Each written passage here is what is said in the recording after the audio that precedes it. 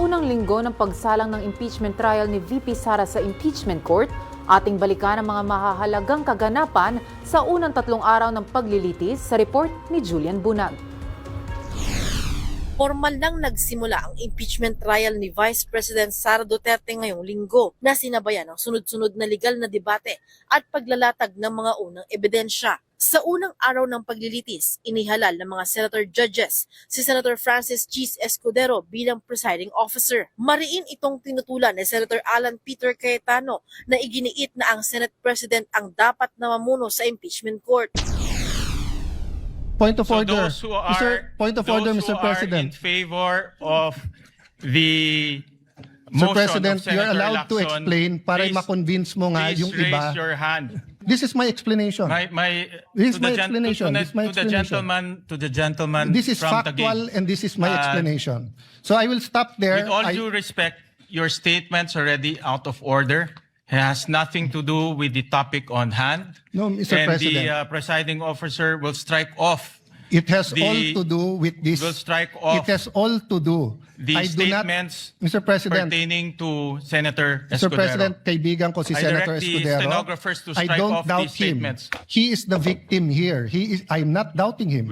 I'm not doubting he will be fair. I am saying, we will we want a fair suspend trial the or not, session Mr. for a few President? minutes. Sa kabila nito, nanaig ang mayorya at formal na nag-umpisa ang trial sa pamumuno ni Escudero. Noon din ibinalik ng Senate Impeachment Court sa Bureau of Internal Revenue ang green box na naglalaman ng mga tax record ni na Vice President Sara Duterte at ng kanyang asawa. Kasabay ng pagbubukas ng paglilitis, nagsagawa rin ng protesta ang ilang grupo sa labas ng Senado.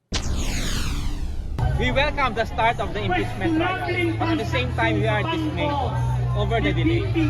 And during the first day of the trial, much time has been spent on procedural questions, when this should have been resolved during the pre-trial. Sa ikalawang araw ng paglilitis, ipinresenta ng prosekusyon ang una nitong testigo na si NBI Senior Agent John Mark Calilong na nagpatunay ng authenticity ng video na naglalaman ng umano'y pagbabanta ng Vice Presidente. Ipinalabas din sa korte ang bahagi ng naturang video na tinutulan ng depensa at hiniling na ipakita ang buong recording nito.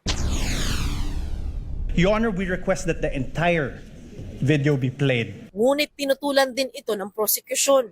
Pagkatapos ng pagdinig, nilinaw ng House Prosecution Panel na ang pagdalo ng Vice Presidente sa Senado ay hindi pa nangangahulugan ng pananagutan sa mga paratang sa kanya. Sa ikatlong araw, sinimula naman ng depensa ang cross-examination kay Calilong. Tinanong siya ng depensa hinggil sa MaxCore Interventures, ang kumpanyang nagbigay ng training sa kanya sa digital forensics. Iginiit ng depensa na ang mga pahayag ng Vice Presidente ay pagpapahayag lamang ng sentimiento at hindi pag-uudyok ng sedisyon. Tinutulan naman ito ng prosekusyon dahil hindi umano pre-mark bilang ebidensya ang dokumentong ginamit ng depensa sa pagtatanong. Bago tuluyang nag-adjourn ng impeachment court, nagbigay ng kani-kanilang mga tanong ang mga senator judge sa depensa at testigo.